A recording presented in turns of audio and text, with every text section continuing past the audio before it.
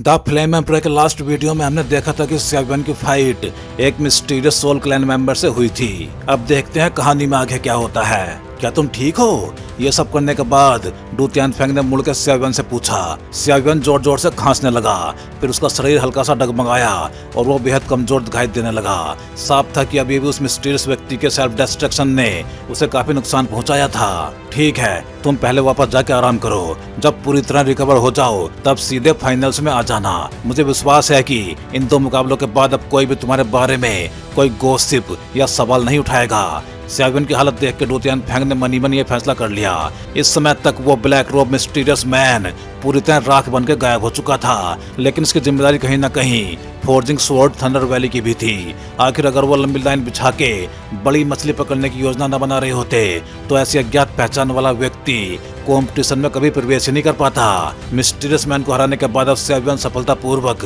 Top 3 में पहुंच चुका था। टॉप 3 के सेमीफाइनल्स में एक पार्टिसिपेंट को बाय मिलने वाला था और डू तियानफेंग ने वही स्थान सेवन को देने का निश्चय किया।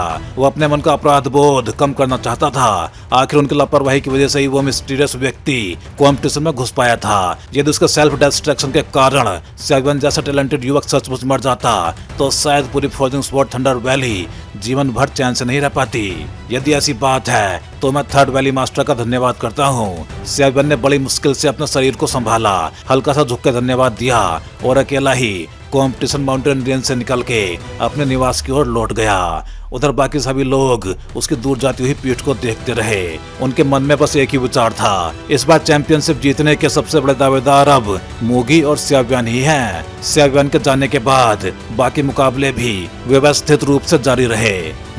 अच्छा हुआ उन्हें धोखा देके बात टल गई। जैसे ही सेवन अपने रेजिडेंस में पहुंचा, उसकी विशाल सोल पावर अचानक विस्फोट की तरह बाहर फैल गई और पूरे कमरे को पूरी तरह सील कर दिया। उसके शरीर में अब जरा सी भी कमजोरी दिखाई नहीं दे रही थी। अभी जो कमजोरी उसने सबके सामने दिखाई थी वो केवल डू तियानफेंग को भ्रमित करने के लिए किया गया एक शानदार अभिनय था। आखिर उसके पास ऐसा करने के अलावा कोई दूसरा रास्ता भी नहीं था। अभी थोड़ी देर पहले उस मिस्टीरियस व्यक्ति के सेल्फ डिस्ट्रक्शन ने सेवन को उसके सोल ओरिजिन का एक छोटा सा अंश प्राप्त करने का अवसर दे दिया था। अगर वो समय रहते उसे सुरक्षित न रखता तो उस व्यक्ति की मृत्यु के साथ ही उसका सोल ओरिजिन भी पूरी तरह नष्ट हो जाता। इसलिए उसे तुरंत वापस आके उसके भीतर छिपी जानकारी निकालनी थी। इसी वजह से उसने बाहर सबके सामने घायल होने का नाटक किया। शरारती लड़के। उसी समय सोलिटर मास्टर भी प्रकट हुआ और मुस्कुराते हुए बोला।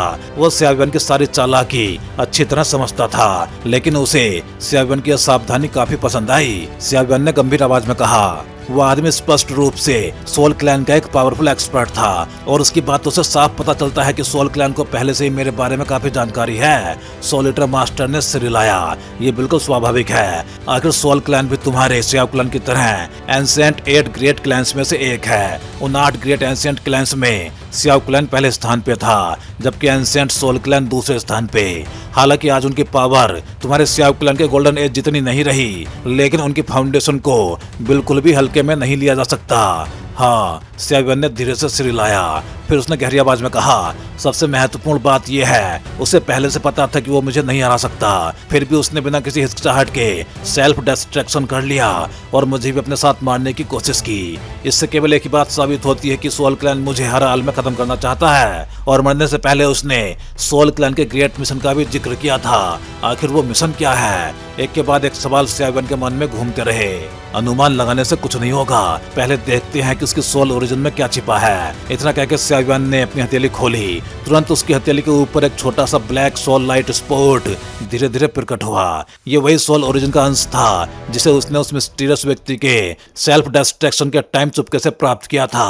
अब उसी के सहारे वो उसके भीतर छिपी जानकारी पढ़ सकता था। उम्मीद है तुम मुझे निराश नहीं करोगे। इतना कहते ही सेवन की चमकदार सोल पावर उस लाइट स्पॉट के भीतर प्रवेश कर गई। अजीब अजीब आवाजें लगातार उस लाइट स्पॉट से निकलने लगी। वो पूरी ताकत से सेवन की सोल पावर का विरोध कर रहा था, लेकिन चाहे उसने जितना भी प्रतिरोध किया, आखिरकार सेवन की विशाल सोल पावर के सामने वो पूरी तरह टूट गया। लगभग 10 मिनट बाद सेवन की आंखें अचानक पूरी तरह फैल गई। उधर वो ब्लैक लाइट स्पॉट भी पूरी तरह गायब हो चुका था। सोलिटर मास्टर ने तुरंत पूछा, क्या पता चला? सेवन ने सिर हिलाया। इस सोल ओरिजिन में केवल कुछ अधूरी यादें हैं, पूरी जानकारी मौजूद नहीं है। सोलिटर मास्टर ने शांत आवाज में कहा, इसमें कोई आश्चर्य नहीं। सोल क्लैन हमेशा से मिस्टीरियस और बेहद सावधान रहा है। पॉसिबल है कि उस आदमी की मौत भी पहले से उनकी योजना का हिस्सा रही हो, इसलिए उसके सोल ओरिजिन में पूरी जानकारी ना होना स्वाभाविक है। स्याबन ने सहमति में सिर हिलाया, लेकिन अगले ही पल वो फिर बोला, लेकिन सोलिटर मास्टर की आंखों में चमक आ गई। उसे पता था कि स्याबन को अवश्य कोई महत्वपूर्ण जानकारी मिली है। स्याबन ने धीमी आवाज में कहा, उसके सोल ओरिजिन में जो अधूरी जानकारी बची है उसके अनुसार सोल क्लैन मतलब हू क्लैन, घोस्ट किंगडम और एक तीसरी मिस्टीरियस पावर, ये तीनों मिलकर अलायंस बना चुके हैं। उनका अगला लक्ष्य है इस ईस्ट कॉन्टिनेंट कॉम्पिटिशन के दौरान फोर्जिंग स्वॉर्ड थंडर वैली पे कंबाइंड अटैक करना, और ऐसा लगता है कि वो बदला लेने आए हैं। सोलिटर मास्टर सोच में पड़ गया। 3 पावर्स।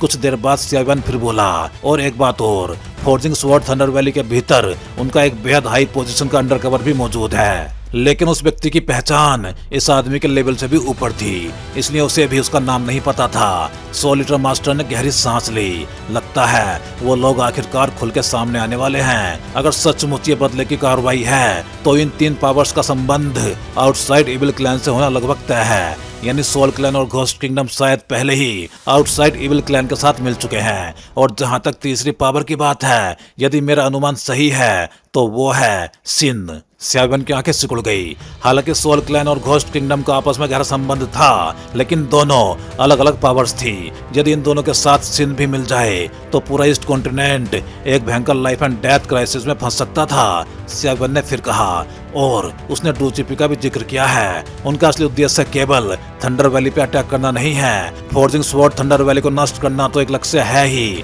लेकिन साथ ही डूचिपी को पकड़ना भी उनके सबसे महत्वपूर्ण उद्देश्यों में से एक है। सोलिटर मास्टर की आंखें अचानक चमक उठी।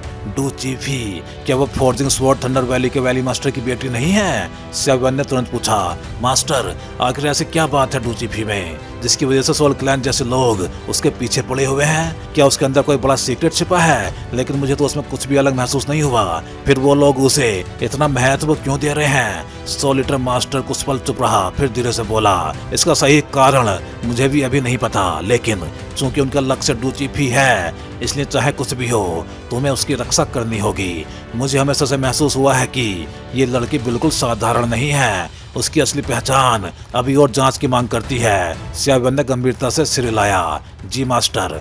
अब उसे भी इस पूरे मामले की गंभीरता पूरी तरह समझ आ चुकी थी। इसके बाद उसने एक शब्द भी नहीं कहा। वो चुपचाप बैठ गया और अभी अभी प्राप्त हुई सारी जानकारी को मन ही मन व्यवस्थित करने लगा, ताकि आने वाले फाइनल्स के लिए पूरी तैयारी कर सके। 10 दिनों के भीतर पहले स्टेप के टॉप 3 पार्टिसिपेंट्स का चयन हो चुका था। वो थे मोगी, स्याबन और जोउमी। अब पूरा थंडर वैली और बाहर मौजूद सभी पावरफुल एक्सपर्ट्स एक ही सवाल को लेकर उत्सुक थे, इस बार चैंपियनशिप कौन जीतेगा? आखिर फर्स्ट प्लेस पाने वाले को थोर स्कोल जैसा रेयर ट्रेजर मिलने वाला था। जहां तक अंतिम टॉप 3 बैटल की बात थी, उनका अंतिम मुकाबला 3 दिन बाद होने वाला था। थंडर रैल्म की रात हमेशा की तरह बेहद सुनसान थी। ठंडी हवा पूरे थंडर रैल्म के भीतर धीरे धीरे बह रही थी, जिससे पूरा वातावरण असाधारण रूप से शांत लग रहा था। फोर्जिंग स्वॉर्ड थंडर वैली के अंदर स्थित एक शांत बैक गार्डन में चारों ओर हरे भरे पेड़ पौधे फैले हुए थे। अनगिनत जुगनू हवा में उड़ रहे थे। रात होने के बावजूद पूरा बगीचा बेहद सुंदर दिखाई दे रहा था। इसी समय घास के मैदान पे एक मिडिल एज्ड मैन बेहद आराम से लेटा हुआ था। उसके शरीर से एक बेहद सॉफ्ट ऑरा निकल रहा था। उसके नाजुक चेहरे के नैन नक्श किसी युवती जैसे सुंदर थे। लंबे चांदी जैसे सिल्वर हेयर और बेहद शानदार वस्त्र उसे पहली नजर में ही एक असाधारण व्यक्ति साबित कर रहे थे। अचानक उसके कपड़ों के आस्तीन के भीतर से पत्थर टूटने जैसी एक हल्की सी आवाज सुनाई दी। वो व्यक्ति धीरे धीरे अपनी आंखें खोलते हुए बुदबुदाया, ही मुंह मर गया। उसने धीरे से लंबी सांस छोड़ी। ये सोल क्लैन वाले भी अजीब हैं। कहते थे कि वो हमारे घोस्ट किंगडम के मामलों में दखल नहीं देंगे, लेकिन आखिरकार उन्हें भी चिंता हो ही गई। हीमी की मौत, पता नहीं थंडर वैली वालों को उसकी भनक लगी या नहीं।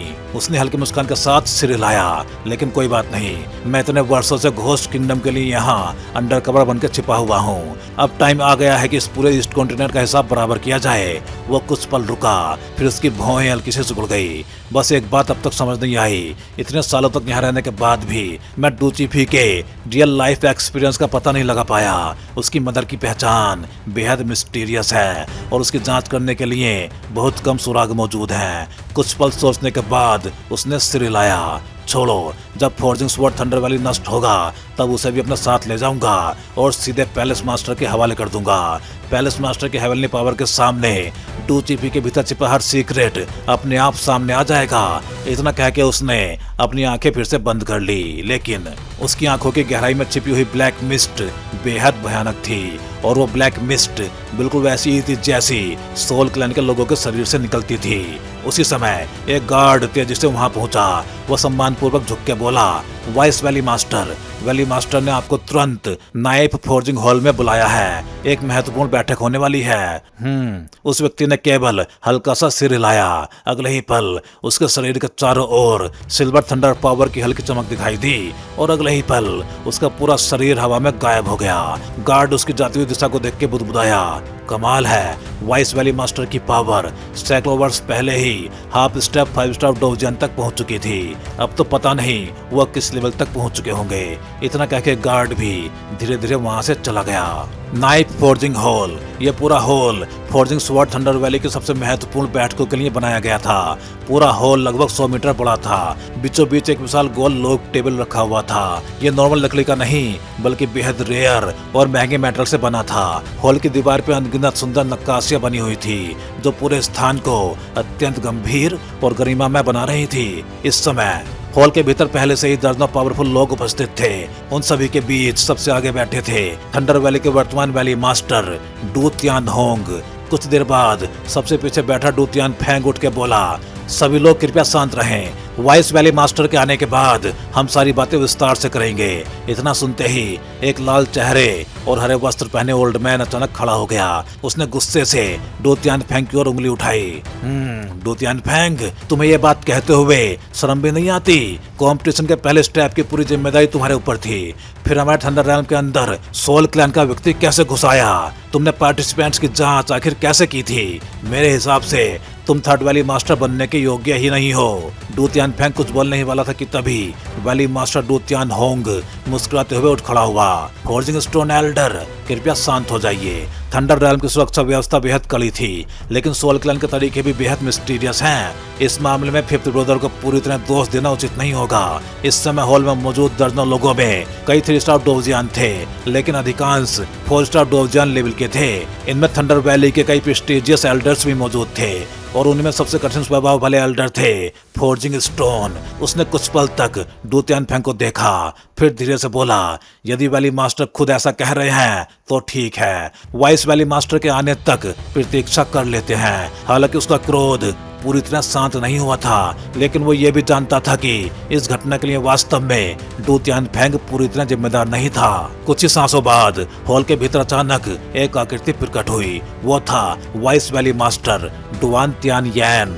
उसने हल्की मुस्कान के साथ कहा, मुझे देर हो गई, आप सभी को प्रतीक्षा करनी पड़ी। डू तियान होंग मुस्कुराया। अब जबकि सभी लोग आ चुके हैं तो मीटिंग शुरू करते हैं। आज पूरे फोर्जिंग स्वॉर्ड थंडर वैली में केवल डू तियान होंग एकमात्र 5 स्टार डोवजियन था, जबकि उसका सेकंड ब्रदर डू तियान यैन पहले ही हाफ स्टार 5 स्टार डोवजियन तक पहुंच चुका था। इसी कारण पूरी थंडर वैली में दोनों भाइयों की बात अंतिम मानी जाती थी, क्योंकि उनकी पावर खुद सबसे बड़ा प्रमाण थी। डू तियान होंग ने गंभीर आवाज में कहना शुरू किया, इस ईस्ट कॉन्टिनेंट कॉम्पिटिशन में हमने 4 कॉन्टिनेंट्स मार्शल मीट के लिए सबसे आउटस्टैंडिंग टैलेंट्स का चयन करने हेतु पूरे कॉम्पिटिशन को 3 स्टेप्स में डिवाइड किया। लेकिन पहले स्टेप के दौरान 2 बाहर की पावर्स हमारे थंडर रैल्म के भीतर प्रवेश कर गई। हमारे जासूसों से मिली जानकारी के अनुसार वो दोनों संभवतः सोल क्लैन के मेंबर थे। हॉल के भीतर हलचल मच गई। डू तियान होंग आगे बोला, उनमें से एक पहले ही हमारे प्रिजन में कैद किया जा चुका है, जबकि दूसरा टॉप 6 से टॉप 3 वाले मुकाबले के दौरान एक पार्टिसिपेंट की हत्या करने की कोशिश कर रहा था, लेकिन वो गंभीर रूप से घायल होकर भाग निकला। उसकी गूंजती हुई आवाज पूरे हॉल में थंडर की तरह फैल गई। सभी लोग हैरान रह गए। क्या? हमने तो सुना ही नहीं कि किसी सोल क्लैन वाले को पकड़ लिया गया है। कई एक्सपर्ट्स आपस में चर्चा करने लगे। उसी समय डू तियानयेन ने शांत आवाज में पूछा, बिग ब्रदर, यदि वो सचमुच सोल क्लैन का मेंबर है तो उसे पकड़ने के बाद क्या उन्होंने कोई चाल या ट्रिक नहीं छोड़ी होगी? उसका चेहरा पूरी तरह शांत था, उसमें जरा भी भाव नहीं था। डू तियानहोंग ने उत्तर दिया, सोल क्लैन मूल रूप से ह्यूमन ग्रेट थाउजेंड वर्ल्ड के 4 कॉन्टिनेंट्स की पावर है। मुझे समझ नहीं आता वो हमारे घोस्ट ट्रायल में ईस्ट कॉन्टिनेंट कॉम्पिटिशन में हिस्सा लेने क्यों आए हैं, और मुझे हमेशा से लगता रहा है कि इसके पीछे कोई बहुत बड़ी साजिश छिपी है। फिर उसके चेहरे पे हल्की मुस्कान आई। लेकिन अच्छी बात यह है कि जिस सोल क्लैन एक्सपर्ट को हमने पकड़ा है उसने पहले ही काफी उपयोगी जानकारी उगल दी है। इसके बाद उसने पूरे हॉल की ओर देखा। आज की इस मीटिंग का उद्देश्य केवल एक है, मैं आप सभी को चेतावनी देना चाहता हूँ, ऐसी घटना दूसरी बार नहीं होनी चाहिए। फ्यूचर में सुरक्षा व्यवस्था और भी सख्त होगी। क्या सब लोग समझ गए? अंतिम शब्दों के साथ डू तियानहोंग का पावरफुल ऑरा पूरे हॉल में फैल गया। सभी उपस्थित एक्सपर्ट्स ने एक साथ सिर झुका दिया। जी वैली मास्टर, डू तियानहोंग ने सिर हिलाया। ठीक है, अब आप सभी जा सकते हैं। पहला और दूसरा स्टेप जल्दी ही समाप्त हो जाएगा। उसके बाद थर्ड स्टेप इस पूरे कंपटीशन का सबसे बड़ा अट्रैक्शन होगा। इतना कहते ही हॉल में मौजूद बाकी सभी लोग एक एक करके बाहर चले गए। कुछ ही देर में पूरे हॉल में केवल 2 व्यक्ति बचे, डू तियानहोंग और vice valley master Du Tianyan. Du Tianyan ने धीमी आवाज में कहा, बिग ब्रदर, मुझे भी लगता है यह मामला इतना साधारण नहीं है। यदि आप अनुमति दें तो उसकी पूरी जांच मैं खुद करूं। डू तियानहोंग मुस्कुरा दिया। ठीक है, ये काम मैं तुम्हें ही सौंपता हूँ मेरे भाई, मुझे तुम पे पूरा भरोसा है। डू तियानयेन ने हल्की मुस्कान के साथ सिर झुका दिया। बिग ब्रदर, आपके विश्वास के लिए धन्यवाद। इतना कहते ही उसका शरीर अजीब तरीके से गायब हो गया। स्पष्ट था कि वो तुरंत अपने काम में लग चुका था। उसके जाने के बाद डू तियानहोंग अकेले हॉल में खड़ा मुस्कुरा रहा था। उसने धीरे से कहा, बस उस लोमड़ी की अपनी पूंछ दिखाने का इंतजार है। डू तियानयेन के इस मामले को अपने हाथ में लेने से डू तियानहोंग के मन का काफी बोझ हल्का हो गया। वो भी हॉल से बाहर निकल के आराम करने की तैयारी करने लगा। लेकिन उसके चेहरे पर छिपी मुस्कान का असली कारण कुछ और ही था। आज उसने जानबूझ के मीटिंग में वो सारी जानकारी सबके सामने बताई थी। उसका असली उद्देश्य थंडर वैली के भीतर छिपे हुए गद्दार को बाहर निकालना था। और आज मीटिंग में मौजूद ये दर्जनों लोग उसकी नजर में सबसे ज्यादा सस्पिशियस थे। फिफ्थ ब्रदर, क्या कोई और बात है? जैसे डू तियानहोंग नाइफ फोर्जिंग हॉल से बाहर निकला, उसने अपने पास खड़े डू तियानफेंग को देखा और उसके पास जाके पूछा। डू तियानफेंग ने चारों ओर नजर दौड़ाई। ये सुनिश्चित करने के बाद कि आसपास कोई नहीं है, वो धीमी आवाज में बोला, बिग ब्रदर, आप बिल्कुल सही समय पे आए हैं। कुछ निजी बातें हैं जो मैं आपसे अकेले में कहना चाहता हूँ। डू तियानहोंग ये सुन के हल्का सा मुस्कुराया। इतनी सावधानी, ये तुम्हारे जैसा बिल्कुल नहीं लगता। इसमें कोई संदेह नहीं था कि डू तियानफेंग भी संदेह के घेरे में था। लेकिन अभी हुई मीटिंग में उसका फोर्जिंग स्टोन एल्डर के साथ हुआ तीखा विवाद उसकी पहचान की सच्चाई को लगभग साबित कर चुका था। इसी कारण डू तियानहोंग अब उसके प्रति काफी निश्चिंत हो चुका था। डू तियानफेंग ने धीरे से कहा, बिग ब्रदर, मुझे लगता है हाल ही में हमारे फोर्जिंग स्पॉट थंडर वैली में कुछ भी नॉर्मल नहीं चल रहा। इतना कहते ही उसने अपनी चमकदार डोजी दोनों के चारों ओर फैला दी। अगले ही पल दोनों एक स्पेशल स्पेस बैरियर के भीतर पहुंच गए। अब उनकी बातचीत बाहर कोई नहीं सुन सकता था। डू तियानहोंग मुस्कुराते हुए बोला, तुम कब से इतने सतर्क हो गए? ये तो तुम्हारा स्वभाव कभी नहीं था। पहले तो तुम हमेशा बेफिक्र रहा करते थे। फिर उसने डू तियानफेंग के कंधे पे हाथ रखा। चिंता मत करो, थंडर वैली का मामला मैं खुद संभाल लूंगा। डू तियानफेंग मुस्कुराया। बिग ब्रदर, जब तक थंडर वैली आपके हाथों में है तब तक हम सभी निश्चिंत हैं। फिर उसका चेहरा अचानक गंभीर हो गया। लेकिन आपके शरीर की उस छिपी हुई बीमारी के बारे में बहुत कम लोग जानते हैं। आपकी पावर पहले से बेहद स्ट्रोंग है। मैं थंडर वैली की वर्तमान समस्या तो हल नहीं कर सकता, लेकिन मुझे एक ऐसा व्यक्ति मिल गया है जो आपके शरीर की उस डार्क डिजीज को ठीक कर सकता है। उसकी आवाज उत्साह से भर गई। ये सुनते ही अब तक पूरी तरह शांत बैठा डू तियानहोंग का चेहरा भी बदल गया। उसकी आंखों में अचानक आशा की चमक आ गई। उसने तुरंत पूछा, क्या उसके पास होली फ्लेम है? डू तियानफेंग ने बिना झिझक सिर हिला दिया। हाँ, इस बार कंपटीशन में शामिल पार्टिसिपेंट्स में एक ऐसा पार्टिसिपेंट है जिसके पास होली फ्लेम मौजूद है, और वही वो युवक है जिसे टॉप 6 से टॉप 3 मुकाबले के दौरान सोल क्लैन के एक्सपर्ट्स खत्म करना चाहते थे। ये सुनते ही डू तियानहोंग जोर से हंस पड़ा। तो ये बात है। कुछ पल बाद उसका चेहरा फिर गंभीर हो गया। उसने धीमी आवाज में कहा, फिफ्थ ब्रदर, इस बात का पता किसी तीसरे व्यक्ति को नहीं चलना चाहिए। डू तियान फेंग हंसते हुए बोला, बिग ब्रदर, मैं ये बात अच्छी तरह जानता हूँ। फिर उसने तुरंत कहा, देर करने का कोई मतलब नहीं, मैं अभी आपको उसके पास लेके चलता हूँ। इतना कहते ही दोनों ने अपने ऊपर ब्लैक रोब ओढ़ लिए। अगले ही पल दोनों की आकृतियां बिना कोई आहट किए पूरे फोर्जिंग स्वॉर्ड वैली से गायब हो गई। वो सीधे थंडर रैल्म की ओर बढ़ गए। उधर अपने रेजिडेंस में बैठे स्याव्यान ने अभी अभी सारी जानकारी व्यवस्थित की थी। वो आराम करने ही वाला था कि अचानक उसके मन में एक अजीब सी बेचैनी उठी। वो तुरंत उठ के बैठ गया। मुझे अचानक इतनी बुरी आशंका क्यों हो रही है? उसी समय पूरे रेजिडेंस के चारों ओर असंख्य सिल्वर थंडर बिना किसी आवाज के प्रकट हो गए। कुछ ही पलों में पूरा घर सिल्वर थंडर से पूरी तरह घिर गया। स्याव्यान का चेहरा तुरंत गंभीर हो गया। 4 स्टार डोजियान, वो अभी कुछ समझ नहीं पाया था कि उसके भीतर अचानक एक तीव्र डेंजर सेंस फूट पड़ा। यहाँ तक कि उसके शरीर के भीतर मौजूद होली फ्लेम हार्ट भी तेजी से धड़कने लगा। उसी समय सिल्वर थंडर के भीतर से एक परिचित आवाज सुनाई दी, स्याव्यान, इतनी रात में तुम्हारी नींद तो खराब नहीं कर दी? ये आवाज डू तियान फेंग की थी। उसे पहचानते ही स्याव्यान ने राहत की सांस ली। फिर हल्की नाराजगी से बोला, थर्ड मास्टर, आधी रात को इस तरह किसी को डराने की क्या जरूरत थी? डू तियान फेंग हल्का सा मुस्कुराया, लेकिन अगले ही पल स्याव्यान का चेहरा फिर बदल गया। उसे महसूस हुआ कि सिल्वर थंडर के भीतर एक और भी अधिक पावरफुल ऑरा छिपा हुआ था। तभी एक ब्लैक रोब फिगर धीरे धीरे सामने आया। उस व्यक्ति के शरीर से निकलने वाला ऑरा इतना भयानक था कि स्याव्यान की सांसें तक तेज हो गई। डू तियान फेंग ने मुस्कुरा के परिचय कराया, ये है होली फ्लेम के मास्टर और इस ईस्ट कॉन्टिनेंट कॉम्पिटिशन के पार्टिसिपेंट स्याव्यान। फिर उसने उस ब्लैक रोब मैन की ओर इशारा किया, और ये है हमारी फोर्जिंग स्वॉर्ड थंडर वैली के वैली मास्टर। यह सुनते ही स्याव्यान की आंखें पूरी तरह फैल गई। क्या फोर्जिंग स्वॉर्ड थंडर वैली की वैली मास्टर? 5 स्टार डोजियान, उसके चेहरे पर साफ अविश्वास दिखाई दे रहा था। आखिर थंडर वैली के वैली मास्टर का नाम वो बहुत पहले से सुनता आया था। ब्लैक रोब मैन हल्का सा मुस्कुराया। उसने अपना हुड उतार दिया और अपना असली चेहरा दिखाते हुए बोला, लिटिल गाय, घबराओ मत, आज मैं तुम्हारे पास 2 कारणों से आया हूँ। पहला, मुझे तुमसे एक बात पूछनी है, और दूसरा, मुझे तुमसे एक मदद चाहिए। इतना कह के उसने अपना ब्लैक रोब पूरी तरह उतार दिया। उसका चेहरा देखते ही स्याव्यान की सांस से अनायास भारी हो गई।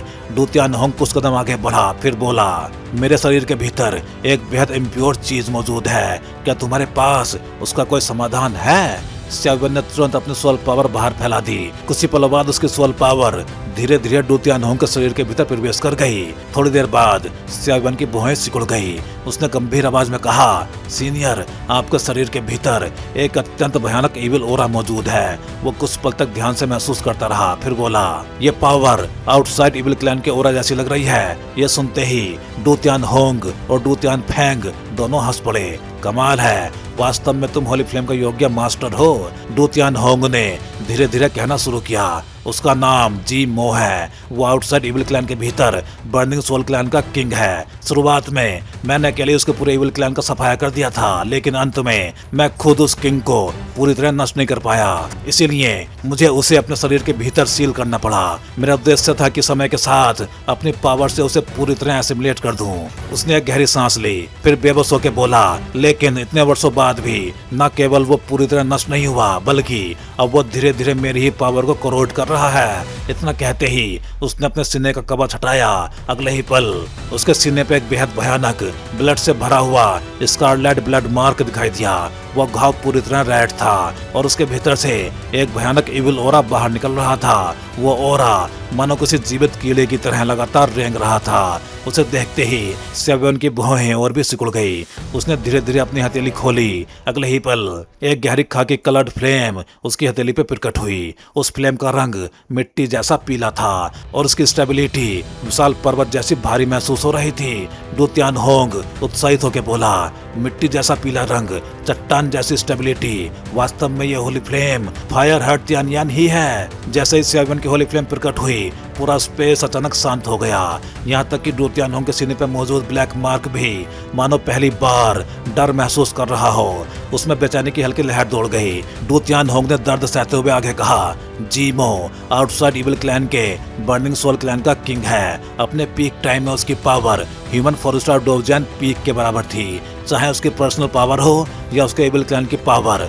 दोनों ही आउटसाइड इविल क्लैन के बीच मिडिल रैंक में गिने जाते हैं। स्याव्यान कुछ देर तक उस उस ब्लड मार्क को ध्यान से देखता रहा। फिर उसने सिर हिलाया। इस समय उसकी पावर धीरे धीरे 5 स्टार डोवजन में प्रवेश करने वाली है। उसे पूरी तरह बाहर निकालने के लिए मुझे कुछ स्पेशल मेडिसिनल पिल्स तैयार करनी होंगी और होली फ्लेम के साथ उनका उपयोग करना होगा, तभी मैं उसे पूरी तरह निकालने का विश्वास रखता हूँ। डू तियानोंग ने तुरंत अपना कवच वापस पहन लिया।